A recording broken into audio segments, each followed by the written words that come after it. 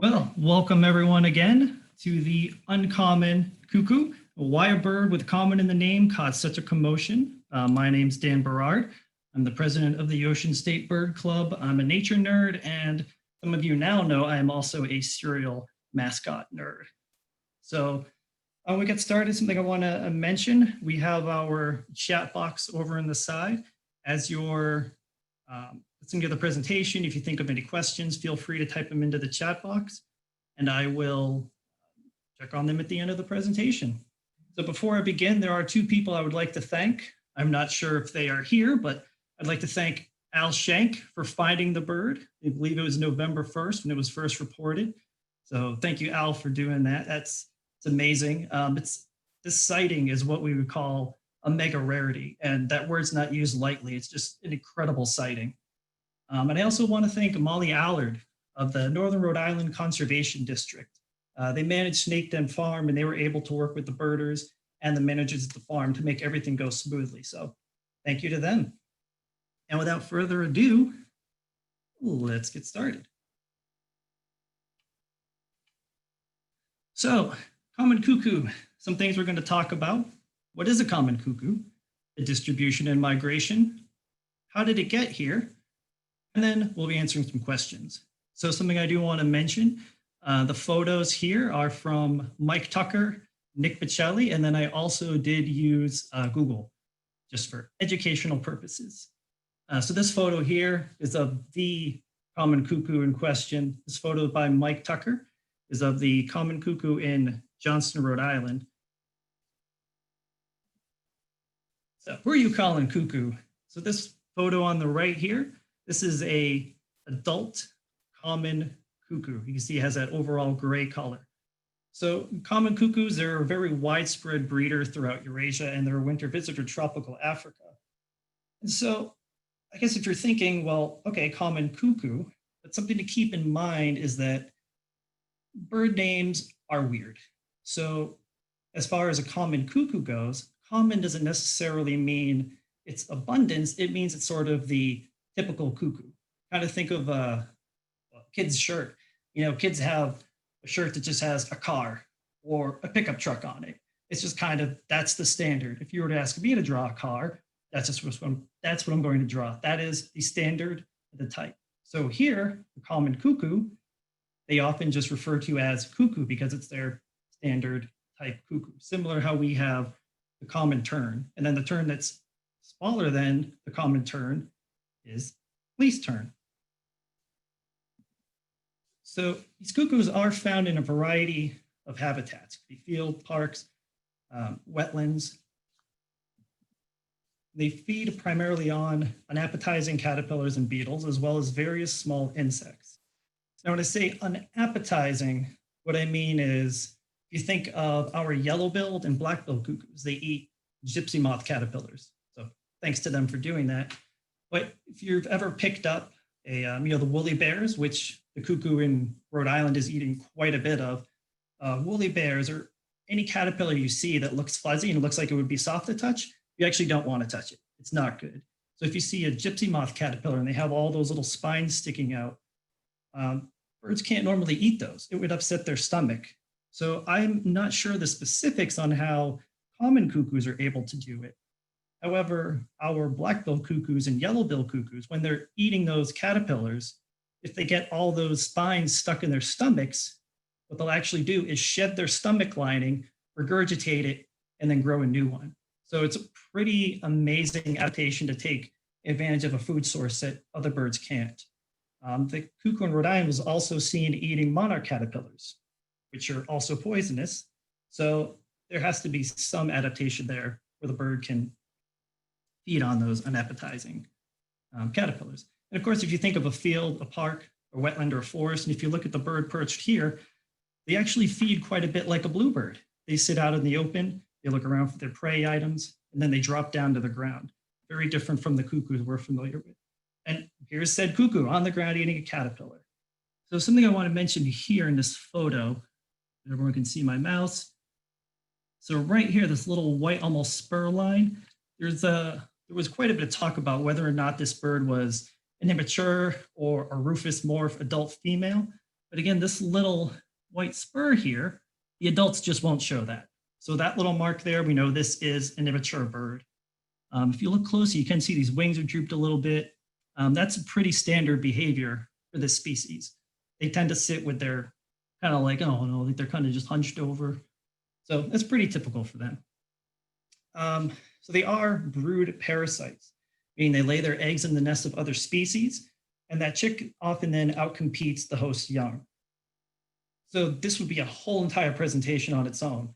But what's really impressive is that a lot of species have actually adapted to fight brood parasites. One that we have here, the most people are familiar with, is the brown-headed cowbird. So yellow warblers, for example, can identify a brown-headed cowbird egg and then build a new nest on top of that nest and start over. For common cuckoos, some of the birds that they go after are able to identify their eggs and evict them. So what the cuckoos are doing is they're actually able to mimic the egg of the target host species. So if a common cuckoo is going after a reed warbler, that cuckoo's egg is going to look similar to a reed warbler. So that female cuckoo is going to go primarily after reed warblers. But then if there's a cuckoo that goes after redback shrikes, their eggs are going to look more like redback shrikes. And they found that species that are really excellent at identifying common cuckoo eggs will evict them, and that forces the cuckoo to make eggs that look even more like the host species. So that's called coevolution. So it's really fascinating. I was just going to go on into all these other examples of it, but we have other cool things to talk about. So that's something that the common cuckoo is very well known for. I also heard that it's potentially the reason for One Flew Over the Cuckoo's Nest. The full title, the book, is based on a nursery rhyme. I think there were 3 geese, one flew east, one flew west, one flew over the cuckoo's nest. And so I heard it that since cuckoos don't actually make nests, the goose is crazy. But I cannot confirm nor deny that. But I can confirm that this is the cuckoo clock cuckoo. And I'm going to play that for you right now.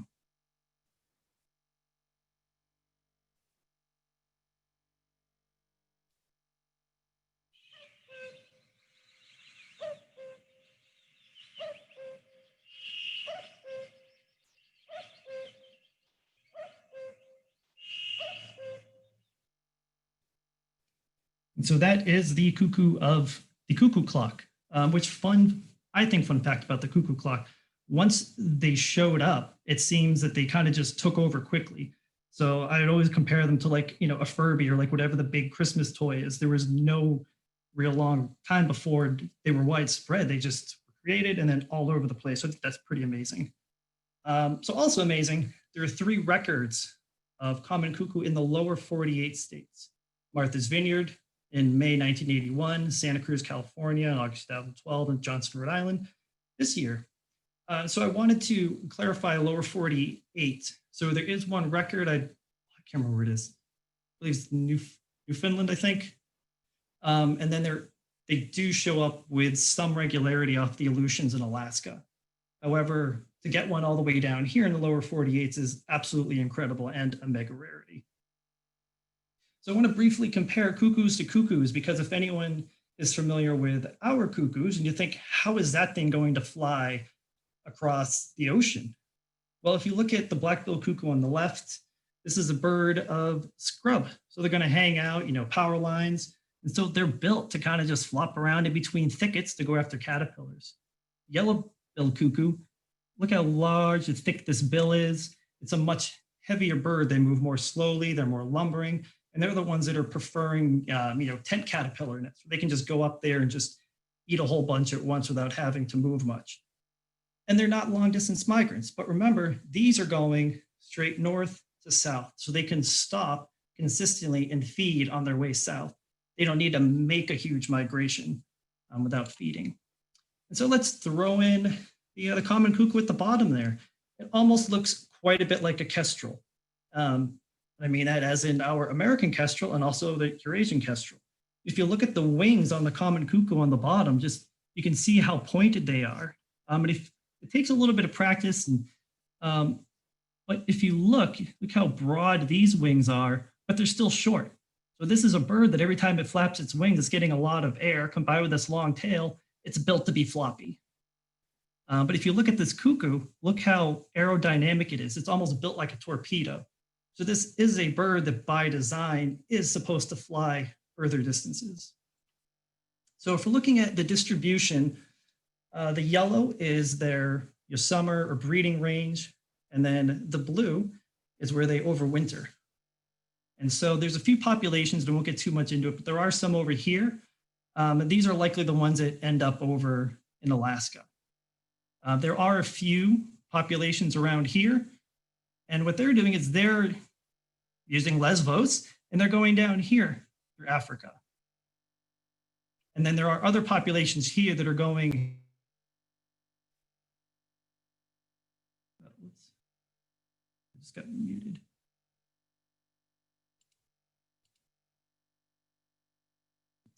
Oh, everyone hear me? Yeah, you're good, Dan. Sorry, that was my mistake. No worries. Cool.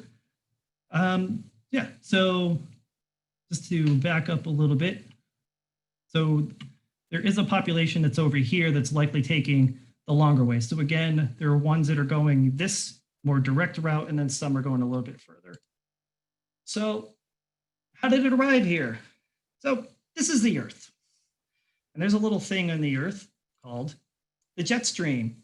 So the jet stream is a straight line. It's essentially what the jet stream is a very, very powerful force of wind that's right at the bottom of the Earth's atmosphere. And that gives us all our weather.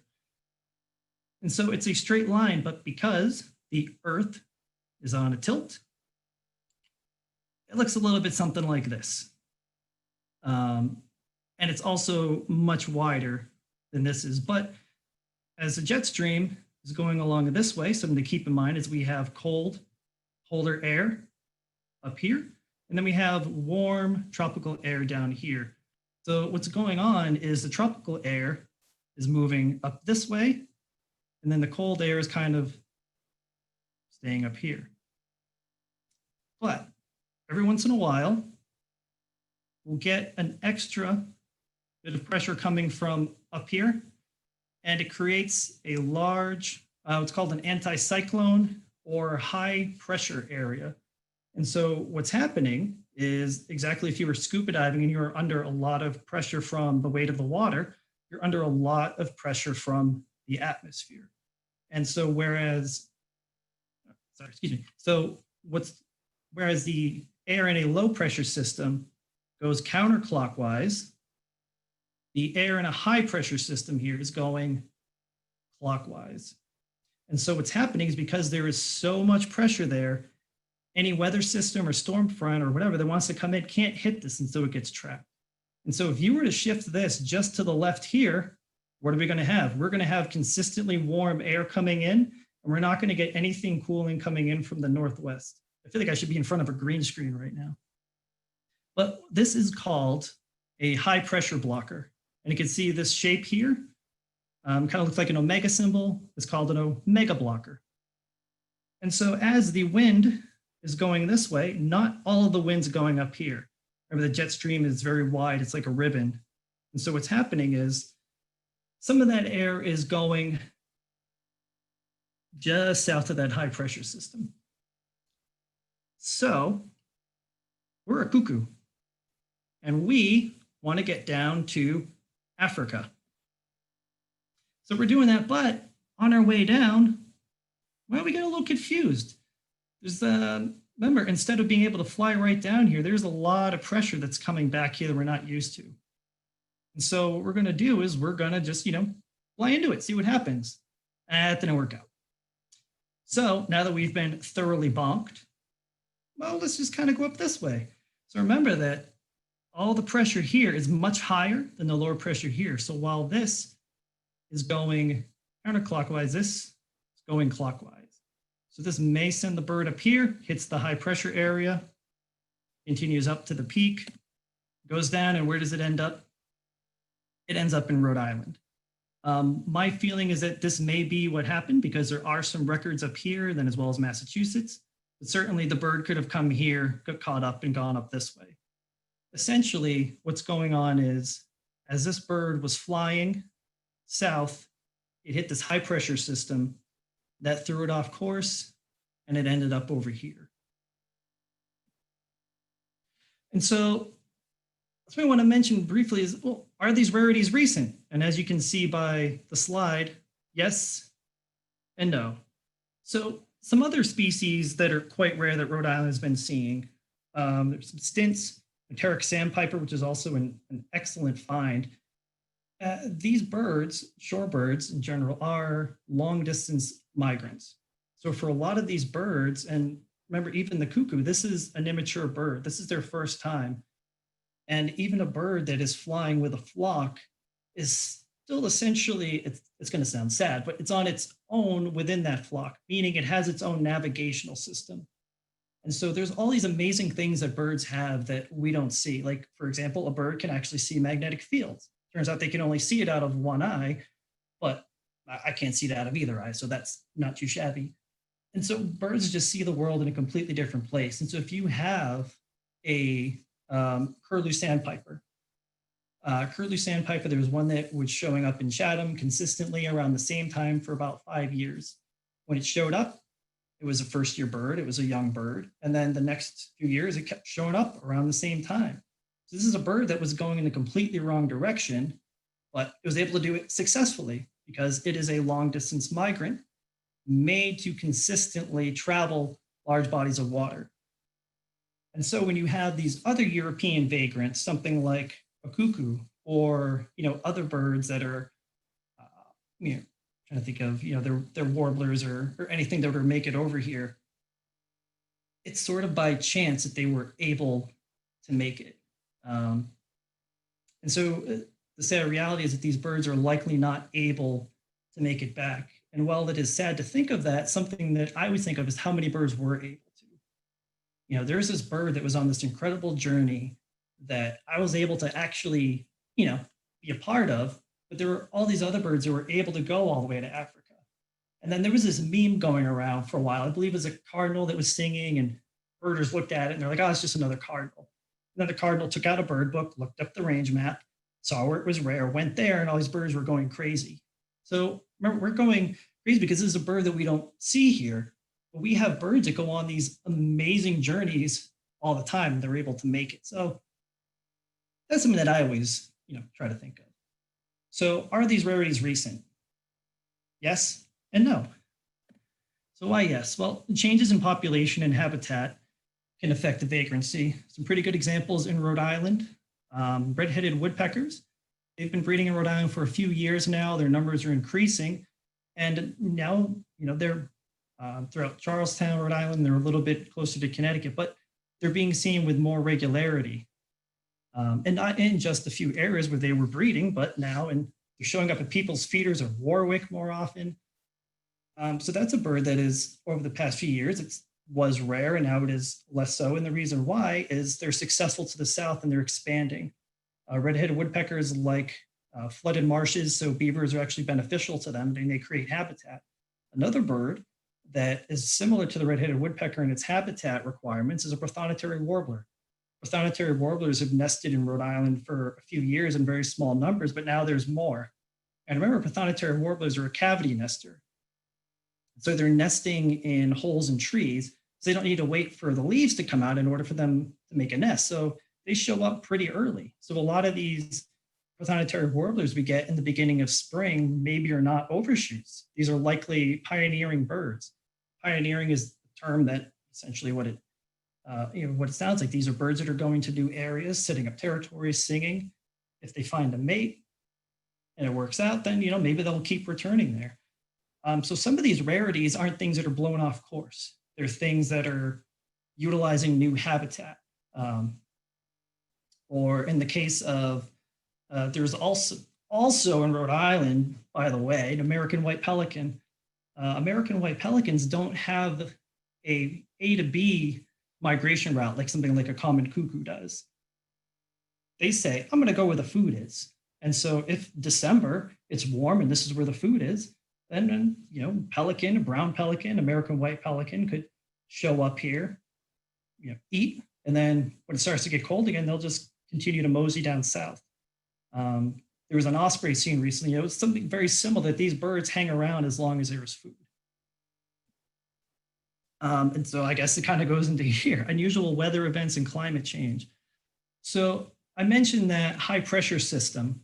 So that one specifically over Greenland is called the Greenland block. So that omega block, again, that can move quite a bit, but when it's over Greenland, that's where we tend to get those birds hitting it and coming over here. So one of the issues with these high pressure systems and these weather blocking phenomena is that we can't really tell when they're going to happen, and we just don't have the records to know if they're happening more consistently. And so much like most of the weather, it's random, we're not quite sure. However, there is evidence to show that this Greenland block forming right over Greenland is becoming more common. It's believed that it's ice melting and snow melting coming up into the atmosphere is essentially creating that more consistent, high pressure system where the warm air and the cold air are exchanging at too high a rate, and we get an anticyclone. So it seems like that sadly could be a reason. So a reason in the no column, more birders, especially now, a lot of people are out birding. And with that, people are sharing reports on social media. When I went out to see the cuckoo, we were able to post where it was. When it flew away, I was able to post it flew away, and then someone was able to comment, where did it fly away to? Having that in real time, being able to find these birds and report them and have people go out there, and then maybe they find something as well. I always forget the name of it. It's a something picnic table effect, but it's essentially when more people are in one area, you're going to see more and more birds. I'm sure some people that are working from home may have been saying, I didn't realize all these birds are in my yard. And birds, really move through, and sometimes quite quickly. And I'm actually always, yes, Patagonia picnic table. Thank you. Don the game changer coming in. And so when you have more birders in these areas like Snake Den Farm, where people are going consistently and finding all these fantastic birds, it's just amazing to know now all this data we have. It's just, it's great. And it's because there are more birders out there, and they're freely sharing, these reports when they're able to. And also digital photography. If anyone's ever seen or heard the term, what's that bird strikes again?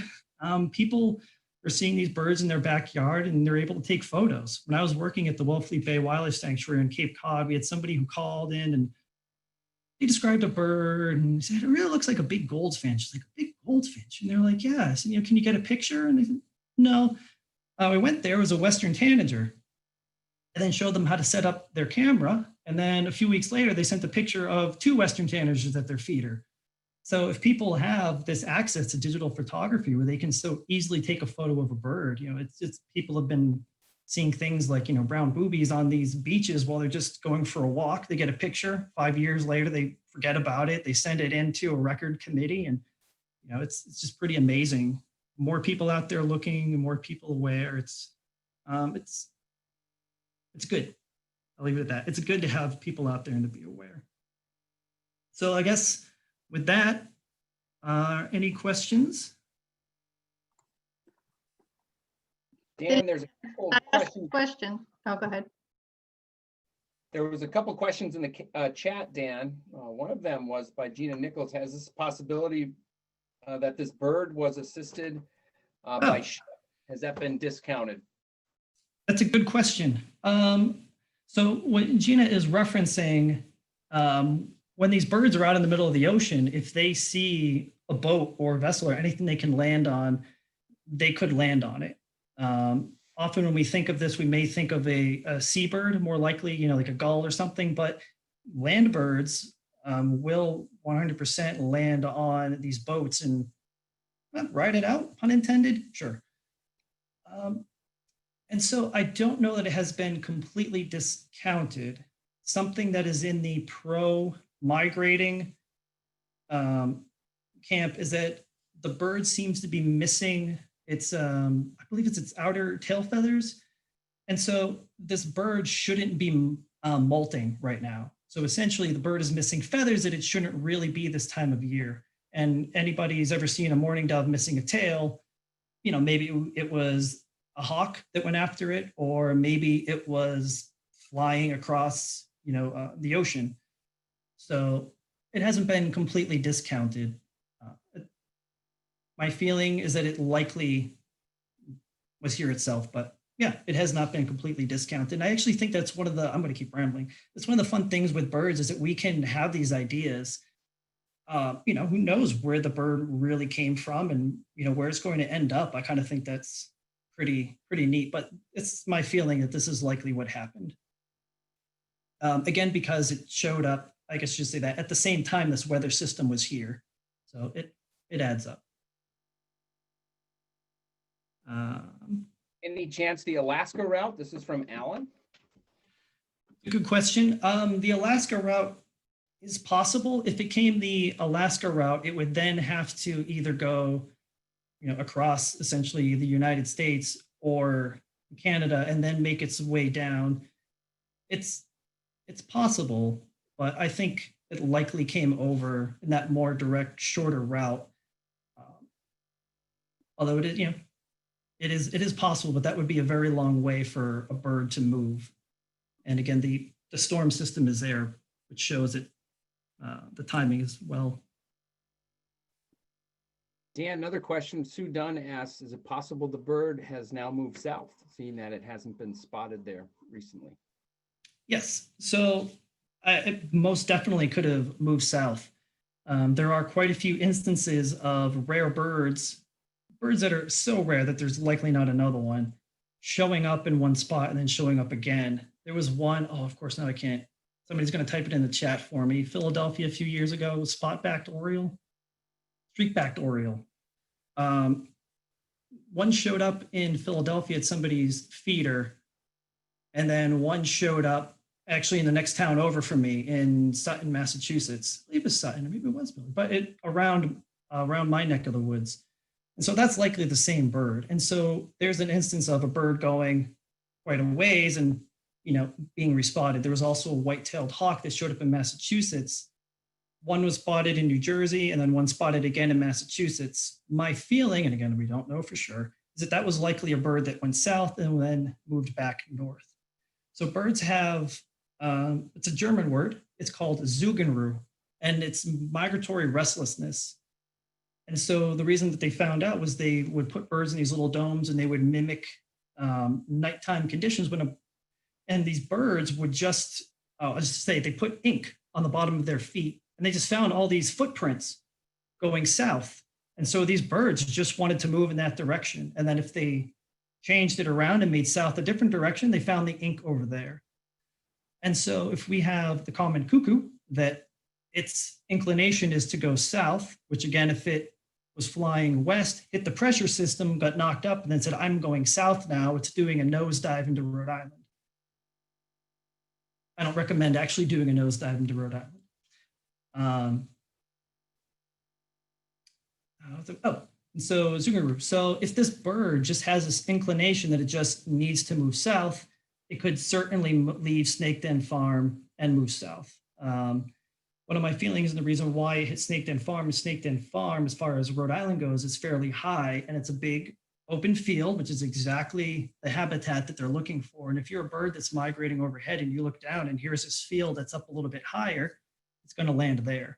If from there it decides it wants to move south, my feeling is that it would move south, and depending on the timing, it may hit the Truston Pond, Moonstone Beach area, that part of Rhode Island, it may hit there. And then what's around there? All the fields, all those farm fields around, Cards Pond Road. That whole area, it could potentially be hanging out down there. I believe one of the first days it was found, it was all the way down the road. So the bird maybe didn't even need to go that far to not, be refound for a few days. But it is very possible that it continued going south, and I would be really interested if it shows up again. Dan, there was a question real quick on the eggs and how this bird is from Elliot and Susan, how these birds are able to adapt so quickly to mimic the nest host. Can you explain that a little bit more in detail? Yeah, nature's crazy. That's truly it. We just, we're not sure. It's a term, it's not directly here, but a term that applies to, I'm going to talk about dinosaurs. Dinosaurs and plants, they really found that there was that evolution of plants coming up with adaptations to make the dinosaurs not want to eat them. So thorns, whatever. And that whole time was called a evolutionary arms race. And we have these little times when there's just these huge jumps in evolution and adaptations. And the cuckoo is that quick, where they're noticing those changes within generations.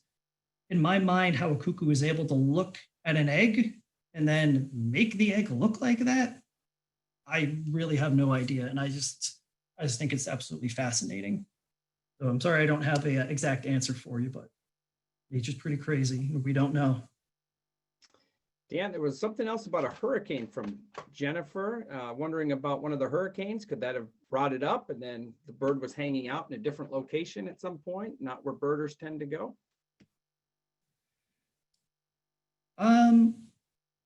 So for the hurricanes work in a different way where those systems are coming up generally from the south. So hurricanes will affect birds. What they'll do is they'll bring birds up. And actually, likely these, maybe not necessarily the hurricanes, but these southwestern winds we've been having, there was a mountain bluebird that was hanging out at Race Point.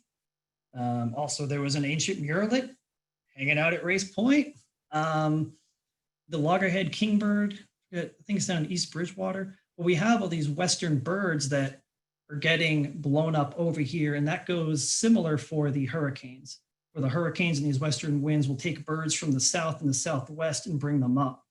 And so I mentioned the beginning, the jet stream. So the jet stream goes from west to east. And for birders, that means live on the East Coast. Because how many black-throated gray warblers? Oh, where was it? Somewhere somebody had 3 black-throated gray warblers on the East Coast. I think it was maybe in Pennsylvania. But we consistently get these West Coast birds. For them, our eastern birds don't show up there because the winds are going to the east and our birds are just going south. And so similarly, our birds don't show up in Europe that often because our birds are going south. Their birds, in order to go south, have to go a little bit west.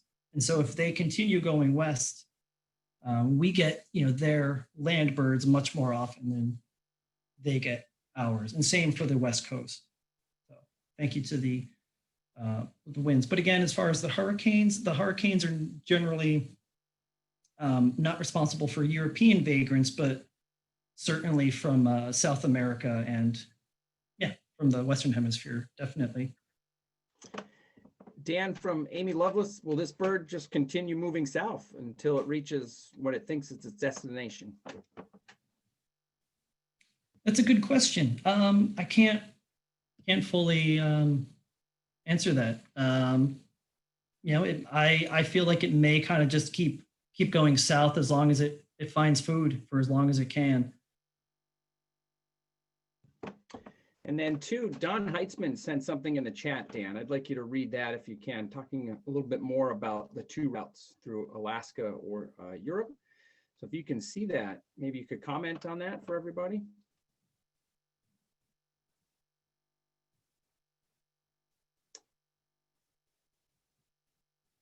I think that's an interesting theory.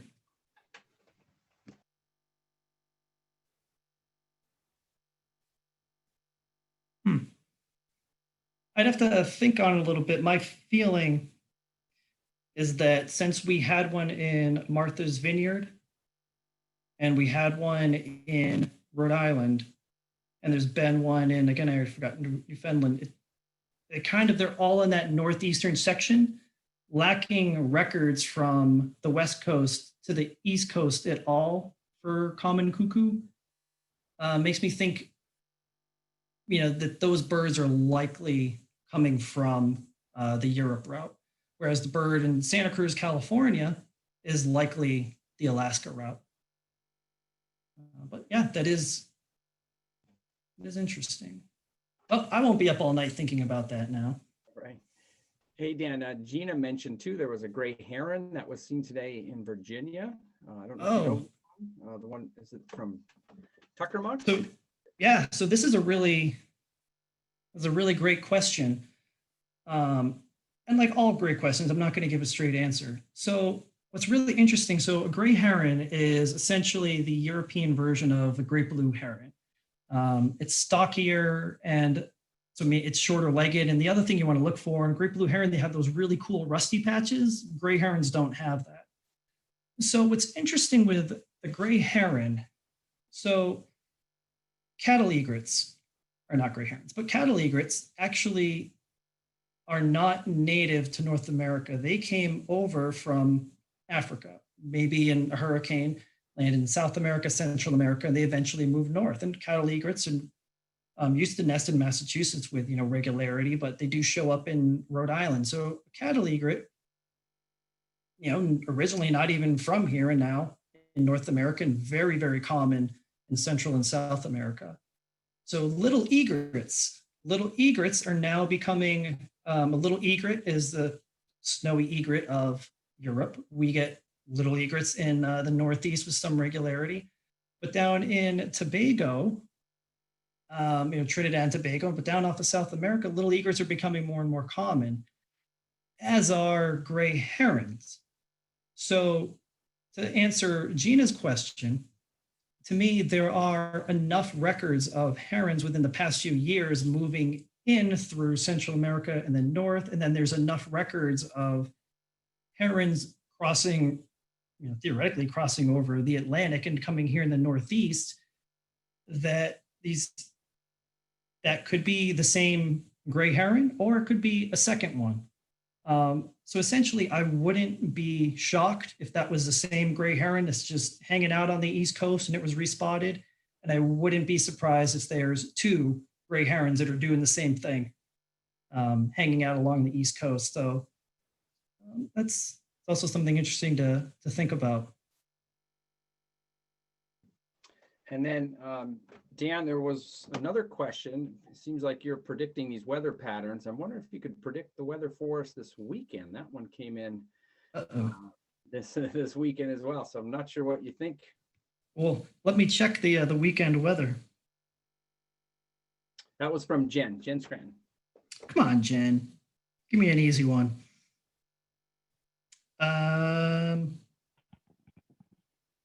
It's cold.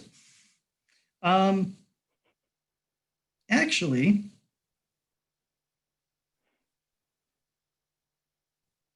one second here. I'm looking at the weather. Where's it coming in from? So I would say that with this, if it continues to get cold, so the warm air we're getting right now, these warmer few days, maybe bringing up some rarities. But if it gets cold over the next few days, what I would do is I would go to a community garden or something. So what I would be targeting are things like sparrows. So American tree sparrows are starting to show up. You could have some lingering fox sparrows, could still be around, some white-crowned sparrows. But we're going to be getting these birds that are from further north coming down. And I don't know if anyone can type in the chat box if there's any other birds from the north that have been coming down, and if we have some colder winds. So just making a joke, that's been a very big year for pine siskins. Common redpolls are starting to show up. White wing and red crossbills are also starting to show up. So this weekend, if it starts to get, or whenever it starts to get cold, if you want to go look for finches, I would get to an area around dawn. They like to fly around quite a bit in the mornings. And if you're looking for them in the afternoons, something to remember with red and white wing crossbills is they're very vocal when they're flying, but when they're feeding, they may not make any noise. So if you're walking around, listen for crunching cones.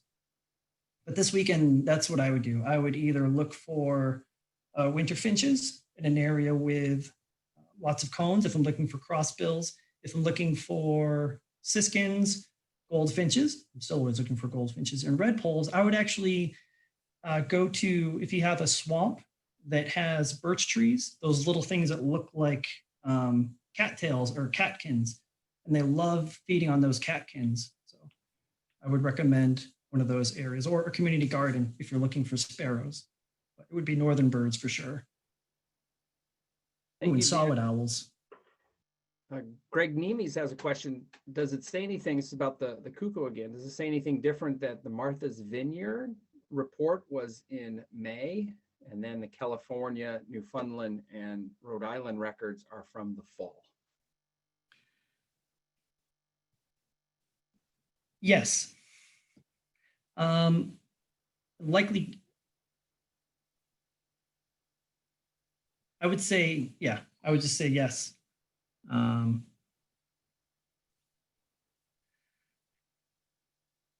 So if you were able to see me, you could see that I'm looking up stage left and scratching my chin and thinking.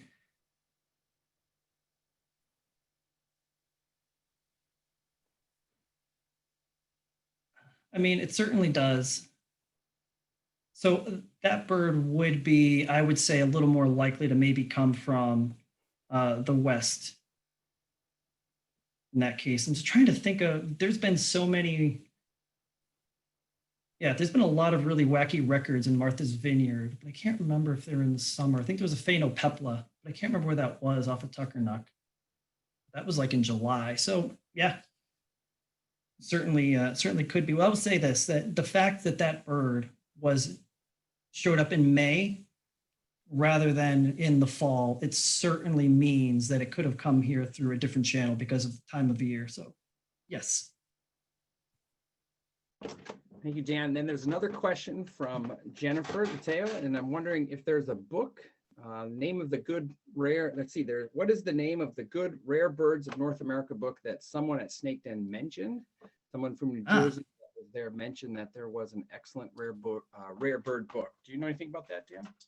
Yes, it's a, I believe it's in the Peterson Reference Guide series. It's Rare Birds of North America. It's by Steve N.G. Howell. Oh, I can't remember the other two authors, but Rare Birds of North America is the title of the book. And it's in the I believe it's in the Peterson Reference series, but it's by Steve N.G. Howell. Or I could run in the other room and grab it. It's up to you.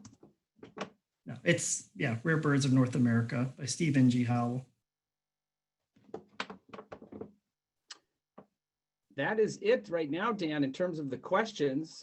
Perhaps you can stop sharing your screen and maybe anybody wants to unmute themselves with their screen and say anything else. Any closing thoughts, any closing memos?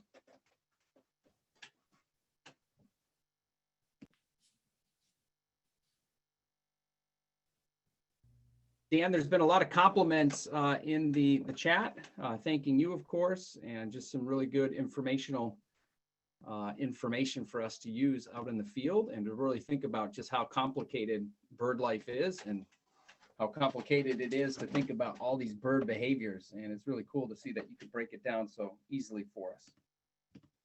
Yeah, thanks, Dan and Mike. That was great. You're welcome. Thank you. I'm glad everyone could make it. It was a lot of fun. Hey, Dan, this is Jerry from Connecticut, and I absolutely loved your talk. Well, thank you. I think I'll be heading to Rhode Island this weekend. Excellent.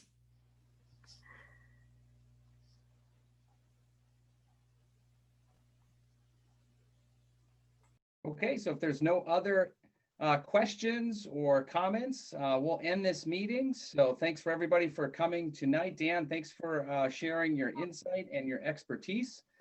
It's obviously a nice draw. There was a total of about 40 people on the meeting tonight. So hopefully we can do this in the future and we can do this even more often, seeing that we're going to be in this again. So thanks everybody for being here. Really appreciate it.